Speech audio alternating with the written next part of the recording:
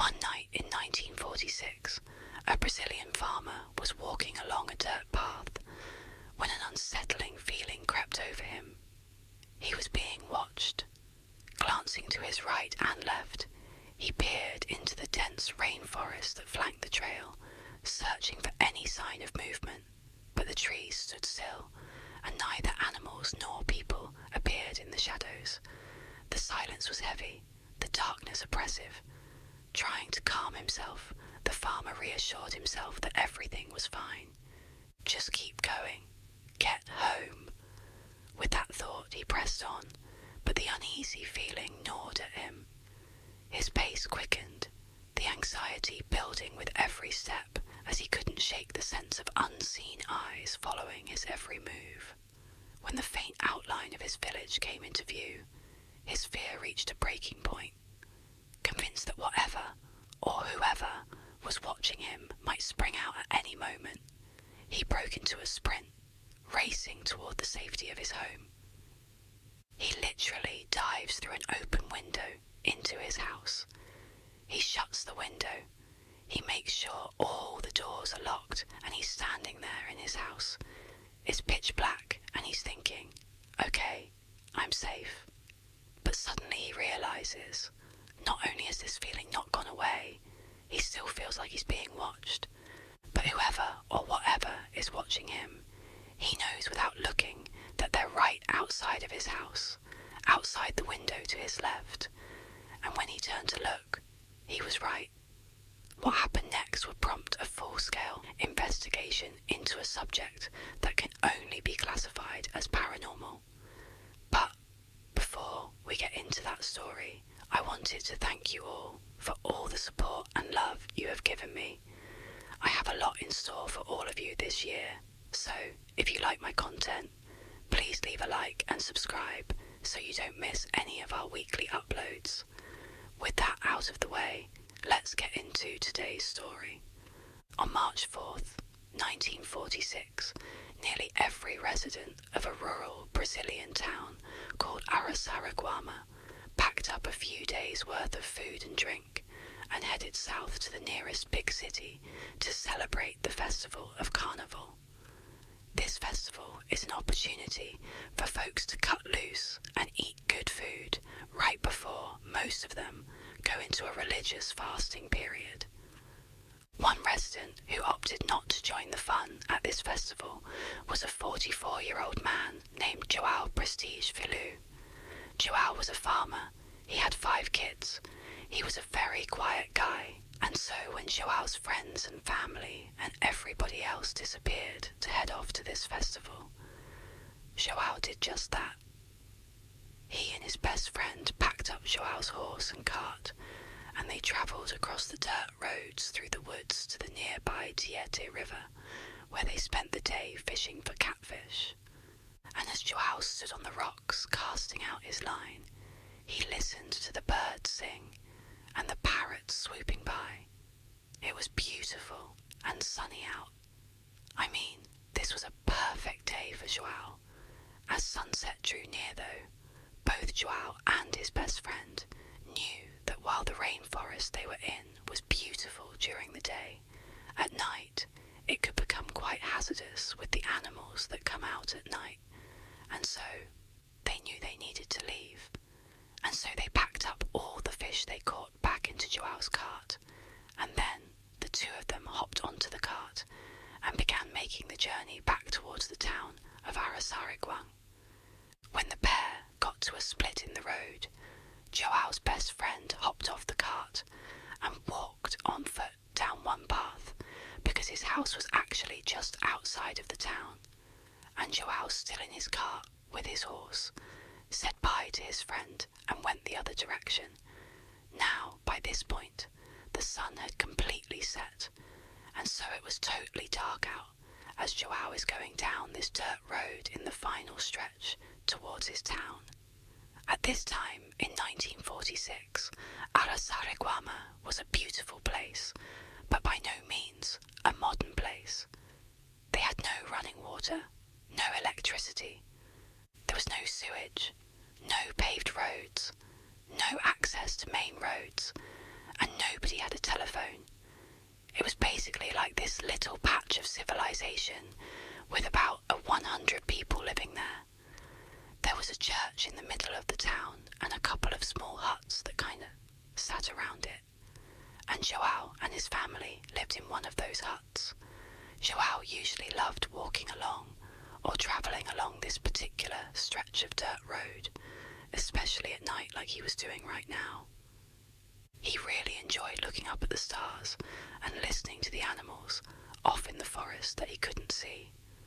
But this night, Joao just had a bad feeling as he was making this final approach towards his town.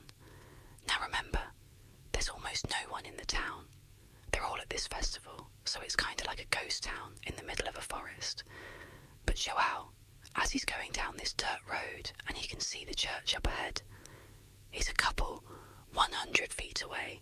He began getting this very unnerving sense that he was being watched. And so, Joao, as he's in his cart, began looking into the trees and all around him, wondering if maybe an animal or a person was nearby. But there was no one.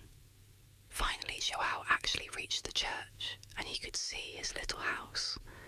And he could also see that his wife, who was at the festival, had opened up one of the windows, just slightly, so he could open it up the rest of the way and crawl into the house when he was back from fishing, because she had locked the doors when she left. And so, by this point, Joao was trying to be very calm and collected, despite the stress of feeling like he's being watched. But when he saw that window and he saw how close he was to his house, he basically just had the horse sprint the rest of the way to his home. He just wanted to get off the streets. And so, finally Joao, he reaches his house. He crawls into the window. He shuts it behind him, and immediately Joao expected to feel totally relieved that he was now behind locked and closed doors and windows. He was safe. But despite being inside of his home, he still had the sense that there was someone or something around him that was watching him. Joao, like many other residents of this village, was fairly superstitious. There was an old, abandoned mine that was near the town, and Joao and his peers had grown up hearing stories about some monster that lived in the mine that would come out at night and roam the forest. And older people in this village would talk about this ancient serpent called Boitata that would come out at night and it would appear in a burst of fire. And so, Joao, he's thinking about the mine and these demons and ghosts that roam in the forest. And he's all alone because everyone's at this festival and he doesn't feel safe inside of his house. And so he's really starting to panic. And it's at this moment that he suddenly feels this sense that whatever or whoever has been watching him is right out his window to his left. And so, Joao, as he's turning to look out the window, he's anticipating seeing a person out there, or maybe a jaguar, or some other animal that's followed him from the rainforest. But when Joao turns and looks out the window into the dark night, what he sees right outside of his property was so terrifying that for a second, Joao couldn't even breathe, and he just stood there staring at this thing. And then he tried to put his hands up to protect himself, but it was already too late. Minutes later, Joao would come stumbling out of his front door, out into the dark night. He's got a big blanket wrapped around him, and he was just screaming incoherently. And as he screamed all this nonsense, he began running in this kind of zigzag pattern with no clear destination in mind. It was just like this mindless running all through the village. And as he's running, he's got no shoes on, and he's stepping on sharp rocks and glass and trash. He's cutting his feet up horribly, but he doesn't seem to even notice. And so, as he's doing this, he's causing this huge scene, but everybody's gone. It's a ghost town. It's just him in this abandoned village in the middle of a rainforest in Brazil. But eventually, Joao kind of calmed himself down and ran to his sister's house, Marie, because he noticed there was a lamp on inside of her house, and he was hoping that maybe she too had stayed back from the festival, and it would turn out Marie had not gone to the festival. She too did not really like big gatherings like that, and so she was home. And so Marie was in her kitchen when she began hearing outside this horrible screaming sound, almost guttural sounds coming from someone or some animal out there. And then, before she could even figure out what it was, she heard this loud thud against her door. Marie was terrified, and she ran to her front window to look out and see what it was that had just collided with her door, and what she saw made no sense. It was her brother Joao, but he was wrapped in that big blanket, and his feet were all bloody, and he was screaming at the top of his lungs, but he wasn't saying anything. He was just kind of babbling, and so Marie was about to run over and open the door for her brother.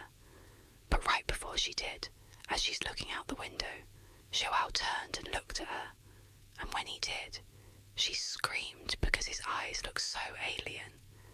They were wide and totally unfocused, and she thought, that can't be my brother. What's wrong with him? But she would go over and open the door because, after all, it is her brother. And so she opens the door. Joao kind of falls into the room and began writhing around on the ground, continuing the scream he was emitting that didn't even seem human. And the whole time, Marie is trying to ask him, what's wrong? What's going on here? She's scanning him, and besides the cuts all over his feet, he didn't appear to have other injuries.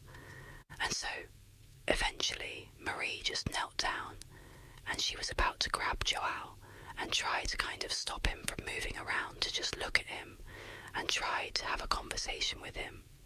But before she grabbed him, Joao rolled over, and his lips opened up, exposing his teeth, and he kind of grimaced at her with those wild, unfocused eyes.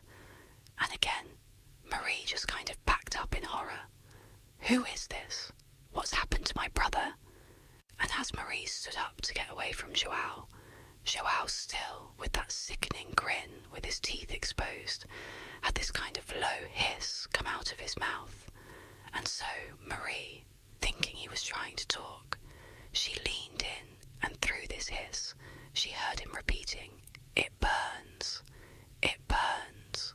And so Marie, thinking her brother must have been burned, instinctively began removing the blanket and pulling his clothes off to find the source of this burn on her brother. But besides the cuts all over his feet, as she's looking at his body, his skin looked totally normal. He looked completely unhurt. And so Marie turned up to look at Joao's face again, to ask him more questions, in hopes maybe he could tell her something. And it was at that moment she noticed that even though he didn't seem to have any other injuries, his complexion on his face was now starting to change. Now Joao's cheeks had turned this kind of dark purple, and almost looked like they were starting to swell. And so, at this point, Marie knew, okay, I can't handle this. I don't know what's going on here.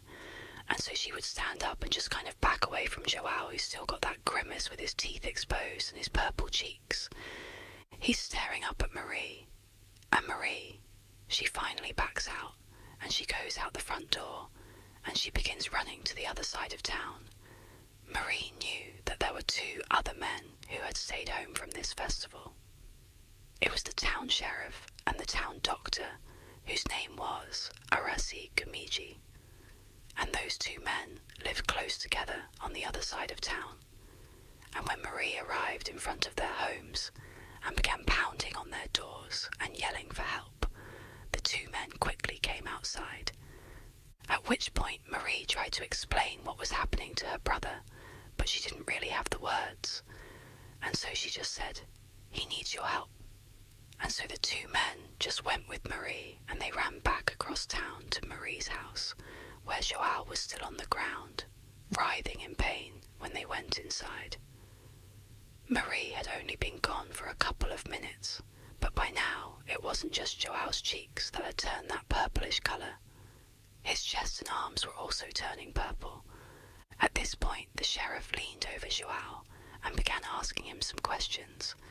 And Joao, he was obviously in horrible pain from something, but by this point he had calmed down enough to where he was speaking a little bit more, but what he was saying made no sense. He told the sheriff that he had been followed home, and then he got burned. And when the sheriff asked him, "Who burned you?" all Joao could say was, "No one is to blame." At this point, the sheriff left Marie's house and jogged over to Joao's house to look for some sign of how he got burned. But when he got there, the house was completely unburned. Everything was exactly as it should have been. There was no scorch marks. There was not even a lit candle anywhere, so there was no clues as to what happened to Joao. By the time the sheriff got back to Marie's, it had been about 45 minutes from when Joao first got hurt. And now, whatever was happening to his body that was turning him purple appeared to be getting much worse. Joao's skin all over his face and his chest and his arms was now not only a very dark purple, but his skin was starting to blister and pop. In fact, there was one area on his arm that had bubbled up so much that when it burst, you could actually see the bone in his arm. It was almost like Joao had been boiled in water, like the way you would boil meat on a bone until the meat was tender enough that it fell off the bone. It was like that was happening to Joao, and so, as Joao's flesh just sort of began cooking off of him, the town doctor, Arasi, said we have to get him to a hospital right now. But because the roads were not paved and it was dangerous travelling at night, they knew they couldn't get him to the big city hospital. They would have to take him to a local hospital. And so, the sheriff who had a truck said, "Let's just put him in the truck and I will drive him there." And so Arasi, the sheriff, and Marie, they got a new sheet. They wrapped up Joao inside of it, and they brought him outside. They put him in the sheriff's truck, and they began driving towards the hospital. Arasi stayed in the back with Joao as they made this drive, and every time the truck went over a bump, Joao would let out a cry of pain, and Arasi would look over, and he would literally see these bumps were causing his skin to kind of fall off of his body. When they finally arrived at the local hospital, the staff there pulled Joao inside. They put him in a private room, they put him on a bed, and they had no idea how to treat him. It was like his injuries looked nothing like they'd ever seen. They didn't even know where to begin, and they kind of assumed that Joao would not survive whatever was happening to him. And so the first thing they did is just pumped him full of painkillers. And while these painkillers didn't actually do anything to stop basically Joao's body from decomposing while he was still alive, they did at least allow Joao to stop feeling this horrible pain of his flesh falling off of him. And so Joao finally just kind of sunk back in his bed, and the sight of him must have just been horrific. He literally had huge chunks of his flesh just missing. I mean, literally parts of his skeleton were exposed to the naked eye. After the doctors had gotten Joao as stable as they could get him, Arasi, the local town doctor, sat down next to Joao and just began asking him questions. And for the first time, Joao was able to talk somewhat normally because he was on such a high dose of painkillers. And so Arasi began asking Joao to go over everything that happened from the time he left fishing for catfish until he arrived at his house and got burned. This is roughly what Joao told Arasi. He said on his walk home from fishing, he started getting that feeling that he was being watched, and it got more and more intense as he got into town, until finally he basically sprinted the rest of the way to his house, practically dove through that open window, shut it behind him, and expected to feel relief being in his own home again. But he didn't. The feeling only intensified that he was being watched. And at some point, he got that sense that whoever or whatever was watching him was to his left, out the window, out into his yard. And when Joao turned to look, what he saw standing outside was this dark figure kind of hovering over the ground. And it it was staring right at Joao. And before Joao could even put his hands up to protect himself from whatever or whoever this was, this figure shot this bright ray of light directly into Joao's home through that window, which hit Joao in the chest and the face. And immediately, Joao was blinded and confused by this light. And then it really started to burn. He believed he was on fire, which is why he grabbed that blanket and wrapped it around himself.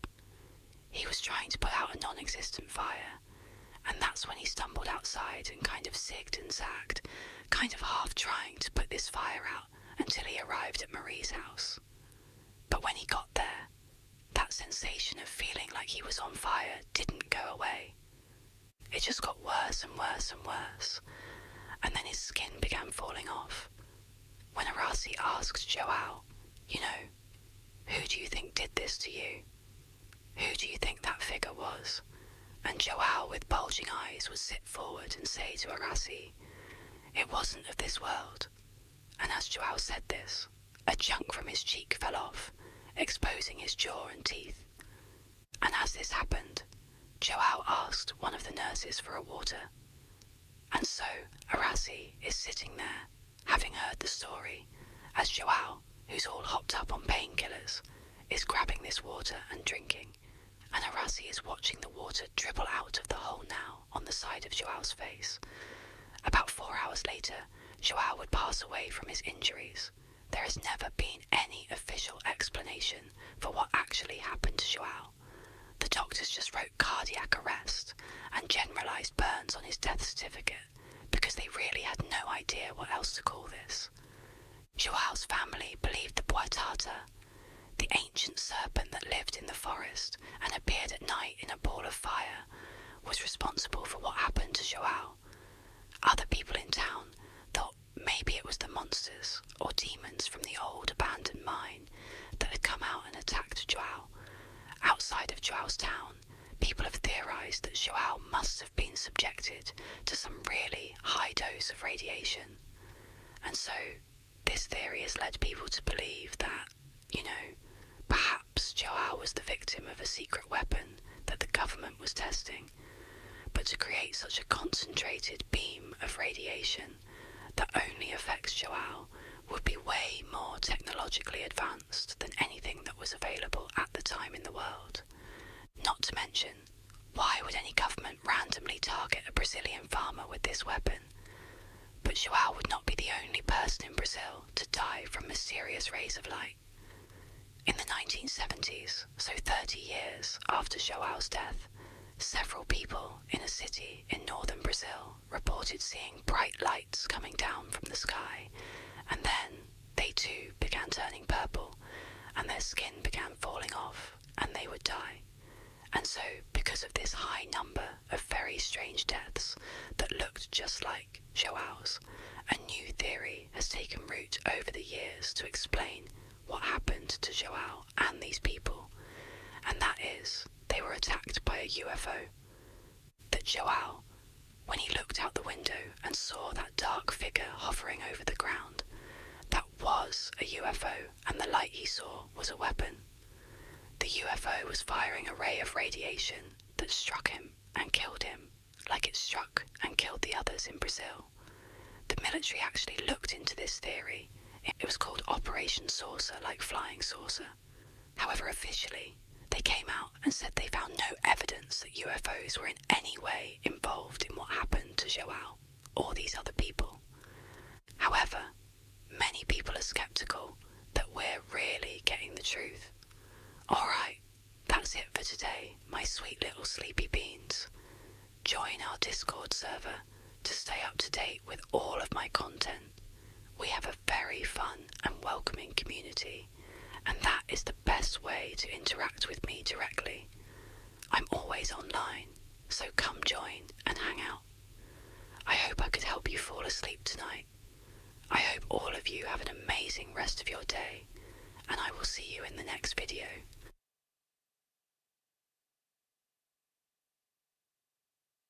In 2016, a couple was hiking along a dirt path on a wooded hillside when they encountered a massive barbed wire fence. The fence was plastered with signs warning of danger and forbidding trespassing. Despite the ominous warnings, the couple chose to ignore them, slipping through a gap in the fence and continuing their journey. Just moments later, they found themselves face to face with a monster. But before we get into the story, please leave a like and subscribe if you enjoy my spooky whispers. We upload multiple times every single week, so make sure to turn on notifications so you don't miss any of our future videos. Alright, let's get into today's story. While she was in high school in Dayton, Ohio, Raquel Bain became known as a bit of a thrill seeker, primarily because she would do something called car surfing, which is exactly what it sounds like. She would climb onto the exterior of cars and hold on to the roof while somebody else drove it around. In addition to seeking out these physical thrills, Raquel was also drawn to psychological ones, like going to places that were supposedly haunted and seeing if she could spook herself. Following high school, Raquel kind of calmed down and became less of the wild teenager she was known for being, and instead she really focused on building a life and a career for herself. And so she would go to college, and she would earn her degree in surgical technologies. And then, by 2009, she was employed full-time as a surgical assistant in Dayton. Also around that time, she had her first child, a son who she adored. But despite creating this life full of stereotypically adult, mature things, like having a career and starting a family, deep down, Raquel was still very much the thrill-seeking wild teenager she was back in high school. But as an adult, she just never had time to go seek out those thrills. So, with that in mind, fast forward to April of 2016. By this point, Raquel is 26 years old, and that month, a very rare weekend popped up where Raquel did not have to work, and she didn't have any childcare responsibilities. And so, wanting to take advantage of this free time, Raquel asked her boyfriend, 41-year-old David Nee, if he would join her on a road trip that weekend to Louisville, Kentucky, where Raquel wanted to check out the infamously scary Waverly Hills Sanatorium. Back in the 1900s, Waverly Hills was a place where tuberculosis patients were sent. Tuberculosis, or TB for short, is an infection of the lungs, and it can be deadly. Today, there's a cure for it, but back in the early 1900s, there wasn't. And so, most of the people who went to Waverly Hills died there, and usually very slowly and painfully, and in total isolation from their families, because in virtue of being sent to Waverly Hills, they were effectively being quarantined to stop the spread of the disease. Waverly Hills would eventually shut down permanently in 1961, because by that point, the cure had been found, and after it shut down, the building basically just sat there. Nobody else came in and turned it into anything else. And so, this building is basically abandoned, and lots of people began sneaking in to see what it was like in there, and a shocking number of these trespassers reported seeing ghosts inside. Today, the sanatorium is still very much in the same condition it was left in, but the Waverly Hills Historical Society has stepped in and made it very hard for people to sneak into the building. However, knowing people do want to go in and look around, the Historical Society has begun offering guided tours of the sanatorium, and these tours are given exclusively at night to increase the spooky effect. And so David, who had only been dating Raquel for a month when she asked him to come with her to the sanatorium, he was not really that keen on doing this. It did not really appeal to him to go walking around this totally terrifying place. But he could tell it was important to Raquel. She was really excited about it, and so he agreed to go. A few days later, on the late afternoon of April 23rd, the new couple left Raquel's place. They climbed into the car and they began driving south. 3 hours later, they arrived in Louisville, and they stopped to get dinner. And then, after they were done eating, they looked at the time and realized it was only about 6:45 p.m. and the tour they had scheduled at the sanatorium was not until 10 p.m. So they had a few hours to kill. And before David could suggest anything, Raquel already had the perfect idea of how they should kill this time. She told David that earlier that day she had learned about a spot just outside of Louisville that might actually be more terrifying than the sanatorium they had come all this way to see. And so Raquel wanted to spend these few hours checking out this new spooky spot. This spooky spot was a rickety, old, narrow, abandoned-looking bridge called the Pope Lick Trestle. It's located just east of downtown Louisville in this heavily wooded area. The bridge is about 800 feet long, and at its highest point, right in the middle of the bridge, it's about 90 to 100 feet off the ground. And this bridge connects the tops of two of the bigger rolling hills in the area. But the bridge's physical appearance has nothing to do with why it's considered so spooky. The reason the Pope Lick Trestle has become a central part of Kentucky folklore is because locals say there is a monster called the Pope Lick Monster that lives underneath the bridge. It's half goat, half man, and when anyone is near this bridge at night, this monster is supposed to come out from underneath this bridge. And then what happens next is very ambiguous. It kind of depends on who you're talking to, but generally speaking, once the Pope Lick Monster has emerged and it sees you, you're dead. Now, how you die ranges from the monster leaping out and attacking you with an axe to the monster using some sort of mind control to lure you up onto the bridge where you leap off. David, after hearing this suggestion, was again not really that keen to go do this really terrifying sounding thing, but seeing the excitement in his girlfriend's face, he agreed to go. And so the two left the restaurant.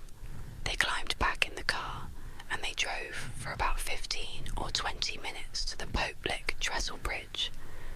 The bridge actually passed over a relatively main road, and so the couple parked just off the side of this main road.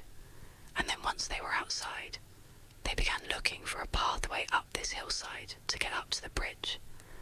And very quickly, they found a well-worn dirt path that snaked up the side of this wooded hillside that looked very much like it would bring them up to the bridge. So, with Raquel in front and David behind her, they began walking up this dirt path. And as they're walking, they start to see signs that clearly say, "No trespassing," but they ignore them because they're looking at this path thinking, okay, lots of people clearly come up here, so we've got to be okay. And so they keep on walking up this path, and they're getting closer and closer to the top of this hill where they think it's going to connect with this bridge.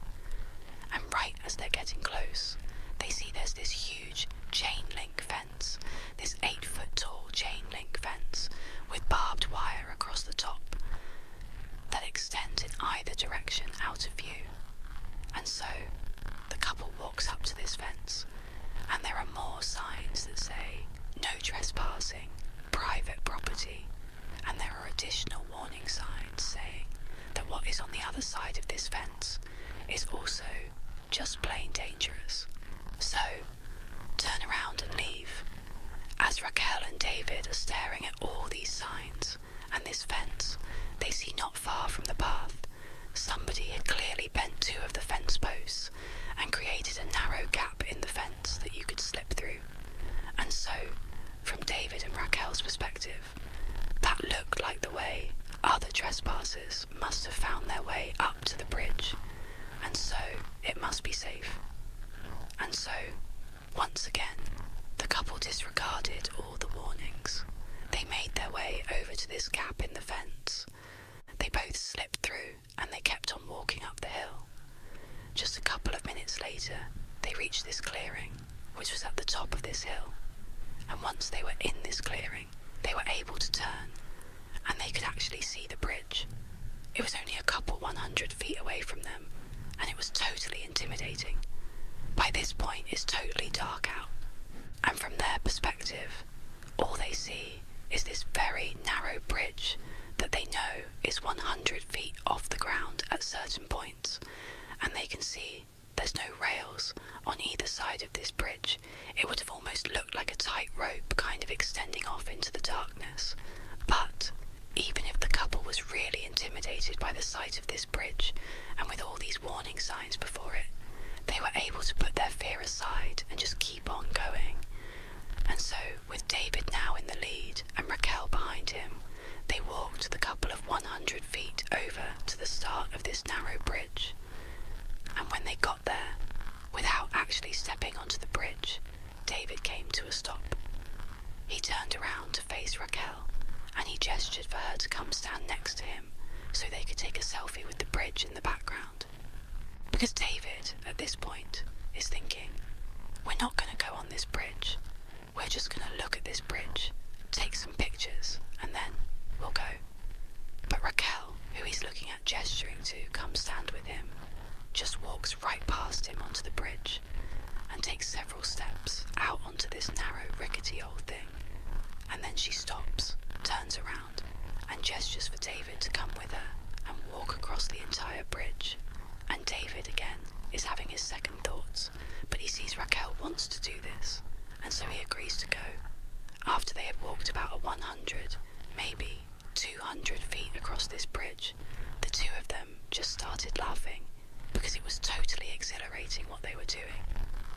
Not so much the quest for the Pope-lick monster, but rather the very real risk they were taking, walking this tightrope bridge in the middle of the night.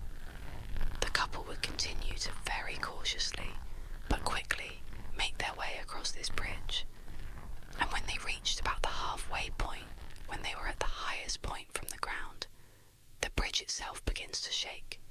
And then, from behind them, they hear this loud, grinding sound. And so the couple, they whip their heads around, and they see there are these two bright, glowing lights that are looking right at them, all the way on the start of the bridge. And they realise it's a train. When Raquel and David walked up that dirt path and snuck through the fence and reached the top of the hill and could actually see the Pope-lick trestle bridge, they would have also seen the train tracks in the hillside that clearly extended onto the Pope-lick trestle and went across the bridge. This was a train bridge. They would have seen that. But it's assumed that the couple who didn't live in the area and so didn't know much about the Pope-lick trestle, it's assumed they thought, well, this is a train bridge, but it's got to be abandoned. It certainly looks abandoned, and it does. It looks totally old. It does not look active, even though it is. Or the couple thought, well, this is just an old train bridge. It might be active, but surely no train is going to come through anytime soon. We can get across the bridge before a train arrives. But, of course, they were wrong. When the couple turned around and saw these two headlights bearing down on them, they quickly realised they would not be able to outrun this train. The train's clearly trying to stop. It has seen them. It's hitting its brakes. It's sounding its horn, but it's just clearly moving too quickly, so they cannot run to the other side to safety. And because this bridge was meant for a single train to pass through, there was no other track they could just jump onto to avoid being hit. And there were no walkways on either side of this railway. And so literally, all they had was the track that this train was going to cross over, and they were on it. And so with no other choices, David yells to Raquel that they have to climb down and hang off the side of this bridge.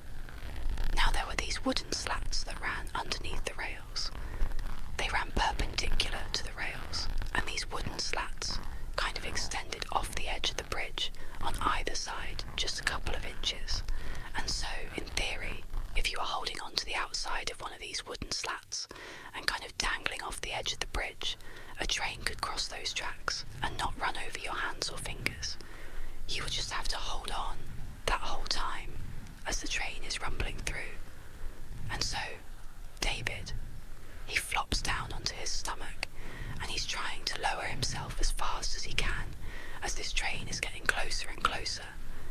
And he's yelling for Raquel to do the same thing, but she's not really moving very quickly. And finally, David, he gets in position. He's hanging off the edge of this bridge on these wooden slats, and he sees Raquel. She's not quite there, and then the train comes flying through. It strikes Raquel and sends her flying off the bridge to the ground below. David would somehow manage to hold on the whole time as this train went past him. And then, once the train had passed him, he pulled himself back up onto the tracks. He ran the rest of the way across the bridge. He went down that hillside, and when he found Raquel, it was immediately apparent that she was deceased. In the end, the railroad was not issued any citations or sued for negligence. It was determined they did their due diligence by setting up that 8-foot-tall barbed wire fence with all those signs telling people to stay back and warning people about the hazards of going past this fence. And so it was actually David who got in for this tragedy. He was cited and charged with a felony of unlawfully disrupting and or delaying a train, causing financial damages. He would plead to a lesser charge of trespassing and would be fined. Shockingly, this tragedy is just one of many that have occurred on the Pope Lick Trestle Bridge. Since the bridge's construction in the 1800s, there have been dozens of people who have died on this bridge, and several of these deaths, many of them fairly recent, the last 20 or so years, have occurred under the same conditions as Raquel's. People went looking for the Pope Lick monster and then were struck by a train. That's going to do it, my sweet little sleepy beans. If you enjoyed today's story, please like and subscribe. It really helps me out and I appreciate it a ton. I'll see you guys in the next video.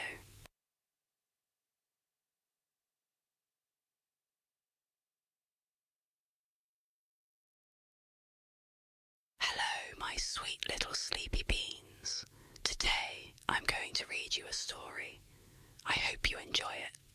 On the afternoon of Sunday, February the 25th, 1855, a 48-year-old woman named Hannah Rallinson, her husband, and a group of friends hurried down a road in Sheffield, England. The group moved in tense silence, gripped by fear of what lay ahead. Behind them, another, slightly larger group followed at a steady pace.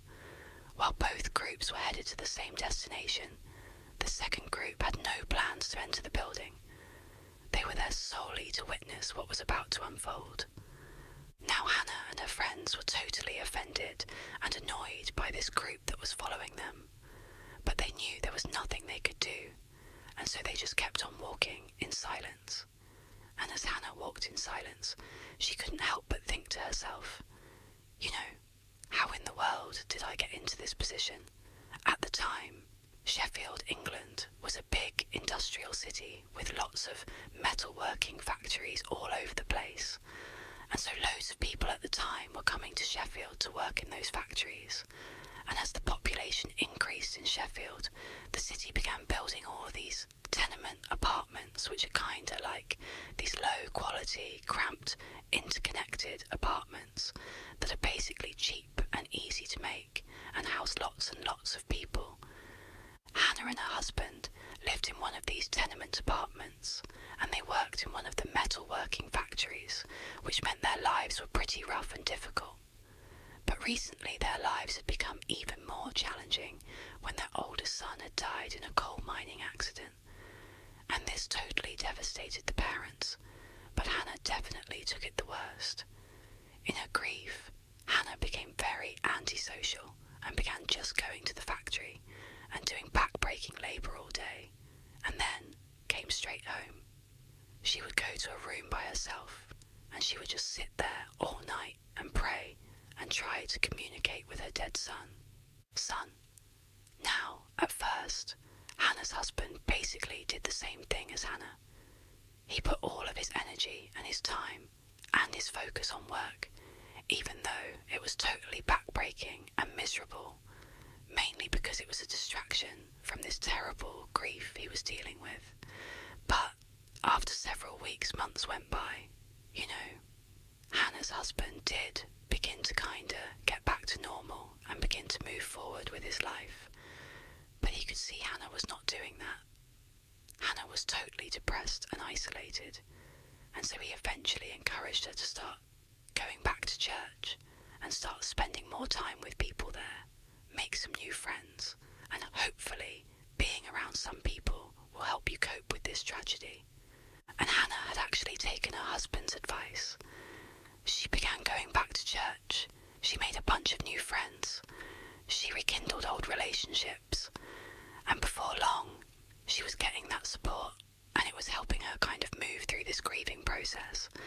But ironically, it was this new church support group that had thrust Hannah into a new, horrible situation. One that was playing out on the streets of Sheffield, England, as Hannah, her husband, and her church friends walked down the road with this big group following behind them. And so, in this group of people, with Hannah was obviously her husband, as well as her closest friend from church, whose name was Harriet Ward. And then also there was 3 members of the Favell family. There was Mr. and Mrs. Favell, as well as Mrs. Favell's sister, and all of them were headed to the tenement apartment on Campo Lane, where Harriet Ward and the Favell family lived together. Hannah and her group, and the second group that was following them all, came from the same place. They all went to the same church, and that day, for the previous 2 hours before they all took to the streets here, they had been having this really heated argument about what to do about Harriet and the Favell family's basement, or more specifically, what to do about what was in their basement. Some parishioners said that Harriet and the Favell family were just totally making up what was going on in their basement, but other parishioners believed them and said that that basement was so dangerous nobody should go in it. In fact, we should just board up that basement permanently, or we should just level the entire tenement apartment building. And when that idea began gaining some traction, that lots of people in the church began saying, yeah, let's block off the basement or knock the apartment down. The Favell family and Harriet, who lived in this apartment building and did not want to, permanently block off segments of it or knock it down, they got so angry that they just stood up and left. And at this point, Hannah and her husband just got up and left with their friends. Now, once they got outside, they didn't really have a plan, but they felt strongly that they just needed to get to the Campo Lane tenement apartment building, and at a minimum, just be in there to prevent other people from showing up and doing something to the apartment, like trying to knock it down or do something to the basement. And so Hannah and her group began speed walking to the apartment, and this gaggle of other churchgoers who were part of this argument just kind of naturally came outside and followed them. And then, when Hannah and her friends reached the apartment building on Campbell Lane, they went inside and shut and locked the door behind them. And for a moment, Hannah and the 5 other people she was with, they just stood there in silence, not really sure what to do next. But eventually, one of them said, we gotta do something about the basement, because if we don't, the people outside will. Hannah walked over to the front of the apartment, where there was a big window that looked out to the street. And when she looked out there, she saw the big group of people that had followed them were all kind of gathering around the small window that looked down into the Campo Lane tenement apartment basement.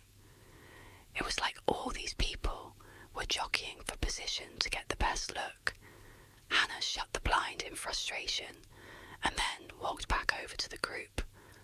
And then, after a few minutes, Mr. Fable said, guys, it's only going to be daylight for a few more hours. If we're going to do something in the basement, we have to get down there before the daylight is gone. We can't be down there in the dark. The group nodded, because they understood why they definitely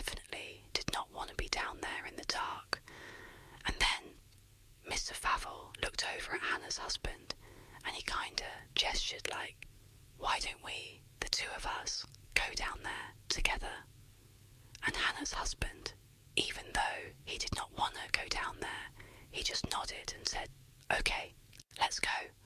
Moments later, Hannah, Harriet, and the two Favell women watched as the two men opened up the basement door, turned around, and looked at the women, and then they slowly began descending the stairs. And then, after a couple of minutes, the only sound coming out of the basement was the sound of these two men using big metal tools to attempt to break up the stone floor in the basement. For the next 2 hours, Mr. Fable and Hannah's husband continued to smash up the floor in the basement, but every time they removed a big piece of stone, all they'd find was dirt underneath. There was nothing else. Meanwhile, outside, the crowd looking in that window into the basement was only getting bigger and bigger. It was no longer just other members of their church. It was now just random people who saw this big group and walked over to see what was going on. And Hannah, who was at that window looking out into the street, she was seeing this group growing and seeing how rowdy they were getting, and it was starting to make her really nervous. But the nerves she felt about the crowd were nothing compared to the nerves she felt about her husband and Mr. Favell still being in that basement now that the sun was about to set. She did not want them down there in the dark. And finally, when the sun did set and the two men still had not come up, Hannah just rushed over to the basement and yelled for them to stop what they were doing and get up here. And the two men did as she asked. They dropped their tools and came upstairs looking totally dejected. You know, they had not found the thing they were looking for down there, which meant they had failed. But Hannah and her friends were hoping that now that it was dark outside and the people outside could no longer actually see into the basement because it was too dark, that maybe the crowd would disperse. But as Hannah, her husband, Harriet, and the Favells sat down to have some dinner in the apartment, they looked outside periodically and they saw the crowd was not going away. If anything, the crowd was still continuing to get bigger. Now you got to remember, this is Sheffield, England in the 1800s. This was a tough place to live. Everybody's working at these factories, doing this awful work 7 days a week for very little money, and there's virtually no entertainment anywhere. It's basically just work, work, work until you die. And so when people in Sheffield saw this big group of people at night standing around this apartment window, it was exciting. And that was pretty rare in their lives. And so they were not about to leave and go home, because their lives at home were terrible. And so by about midnight, there was this huge crowd right outside of the Campo Lane apartment. And it meant that, you know, Hannah and her husband really couldn't leave to go back to their apartment. They were kind of trapped because of this crowd. Also, the crowd was really starting to get rowdy, and the Favell family was starting to get worried that a fight would break out near the basement window, and then maybe the window would break, and then these people would storm into their apartment and maybe rob them. I mean, they didn't know. And so Mrs. Favell came up with this plan to try to get the crowd to leave them alone. And so she ran over to one of the biggest windows on the first floor, and she pulled down the curtain rod and the curtain attached to it, and she handed it to her sister and said, "Go down in the basement and use this curtain rod and curtain to block out the one window this crowd has to look into the basement. If they can't see into the basement, then they'll likely just leave." But Mrs. Parvell's sister, after being handed this curtain rod, she's like, "I don't want to go in the basement. It's the middle of the night. I'm not going down there." And over the next couple of minutes, the entire group just kind of bickered about who should be the one to go down into the basement to cover up this window, and nobody wanted to do it. And finally, Hannah, who she's lost her son recently, you know, she just wants to go home at this point, but she can't because of the stupid group. She finally just snaps and says, "You know what? I'll do it." And so she snatches the curtain rod and just walks right over to the basement door. She opens it up and begins descending the stairs before anybody else could stop her. And as she did, her husband and Harriet and the Favell family, they all crowded around the top of the basement stairs looking down, kind of waiting to see what would happen. And so they all heard as Hannah turned the corner and walked over to that window, and they could hear her kind of messing around with the curtain as she put it in place. And then, even though they could not see her down there because the basement's totally dark, they can't see the window. They heard Hannah call out that she was done.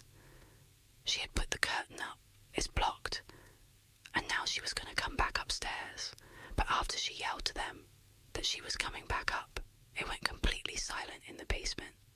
And for like 5, 6, 7 seconds, all the people at the top of the stairs are waiting anxiously for Hannah to turn the corner and come up the stairs to safety. But then this tense silence was broken with a horrible scream coming out of the basement. It was Hannah, and then silence again. And at this point, Hannah's husband, he's like, oh my God, something's happened. And he charges down the stairs, and he looks over, and he sees Hannah is lying on the ground, motionless. There's nothing else in the basement. It's just his wife and this covered up window. And so he runs over, he scoops her up, and he runs her back upstairs, and he lays her on the ground right outside of the basement door. And then he began to shake her to try to wake her up, but she wasn't waking up. However, it was clear she was still breathing, and so Harriet ran and got a wet towel, and she came back, and she kneeled down next to Hannah, and she placed the towel on Hannah's forehead, hoping this wet towel would revive Hannah. But as Harriet is kneeling there, so she's looking at Hannah's body, and the basement door, which is open, is right past Hannah's body. Harriet happened to look up, and so now she's looking into the doorway that leads down into the basement, and her eyes went wide, and she screamed, and then she passed out. The big controversy over this basement began several weeks earlier at the beginning of February, when Harriet and the Favell family began hearing all these strange sounds coming out of the basement. Now initially, they had totally written off these sounds as being, strange creaking and cracking sounds that were just the product of a poorly constructed building with lots of people inside of it. But the noises they were hearing from the basement only got louder and louder and more intense, and they were especially bad at night. And so basically, Harriet and the Favell family were so scared to go down there that they just stopped, especially at night. Sometimes they go during the day, but at night it was like, no one's going down there. We don't know what's going on, but I'm not going down there. And then, on February 24th, so this is one day before all this craziness happened, where, Hannah and her friends get followed to the apartment, and then Hannah goes down and she passes out, and then Harriet passes out. So, one day before that, Harriet swore she saw a ghost in the basement. She saw this old woman wearing a white gown, kind of moving around in the basement, and the whole time, Harriet said, this woman, this ghost woman, was pointing at one particular spot on the ground in the basement. And then, the same night that Harriet sees this ghost in the basement, Harriet has a dream, and in her dream, she sees this ghost, and again, this ghost is in that basement, and is pointing at the spot on the basement floor, except in Harriet's dream, this ghost woman speaks to Harriet and says that she was murdered and her gold was stolen from her and buried in the basement right there. And it was this apparent ghost in the Campo Lane basement that was the centre of that 2-hour-long argument at the church the following day, which ultimately prompted Hannah, her husband, Harriet, the Favell family, to get up and storm out to go protect the Campbell Lane apartment.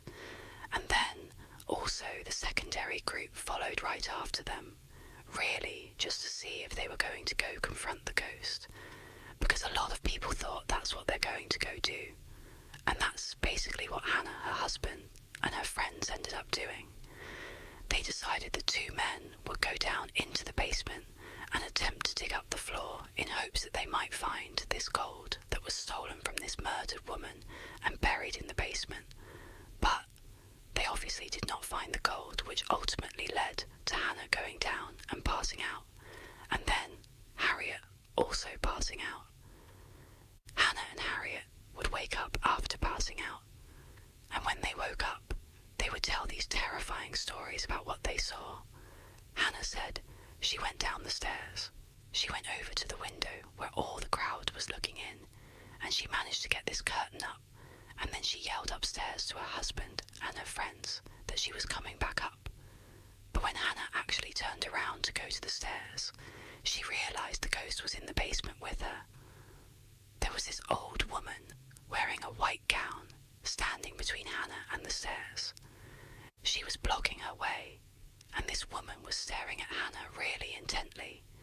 And then Hannah screamed, and this ghost charged at Hannah and basically went through her body. And it was at that point that Hannah passed out onto the ground. As for Harriet, when she came to, her story was even more terrifying. Harriet said after she placed that wet towel on Hannah's head, she looked up and she saw the woman in white walking up the stairs staring directly at Harriet. And Harriet, she froze and kind of leaned back and just stared at this woman. And the woman, she came right to the top of the stairs. She stopped in the doorway, and then she opened up her mouth grotesquely wide and just continued to stare directly at Harriet. And then, with slow, trembling hands, the woman began taking off her nightgown, which eventually fell to the ground, and Harriet saw this woman was covered in cuts and gashes all over her chest and neck. And then Harriet let out a scream, and she passed out too. Not long after Hannah and Harriet both came to and told their horrible stories, the police arrived outside and dispersed the big crowd, which meant Hannah and her husband could finally leave and go back to their own apartment, and they would. But just 12 hours later, Hannah would die. The Sheffield coroner held an inquest into Hannah's death, but he could find no scientific explanation for why Hannah actually died, and so, on her death certificate, it basically says she died of fright. She was literally scared to death. Following Hannah's very bizarre and basically unexplained death, Harriet, who would survive, and the Favell family, they just moved out. They could not stand to be at that apartment any longer. And then also many more people who lived inside of this tenement apartment building on Campbell Lane. They also moved out because, again, it was just too terrifying to be near this basement. To this day, we still don't have a better explanation for what happened to Hannah. She was in good health, all things considered, when she died, and so really, this didn't make any sense. And so, this case still is one of the only in recorded history where somebody apparently died just from getting scared. That is going to do it for today, my sweet little sleepy beans. I hope you have the most amazing sleep tonight. Remember to like and subscribe if you enjoy my content so you don't miss our weekly uploads. Also, join my Discord server linked below. I'll see you all in the next video.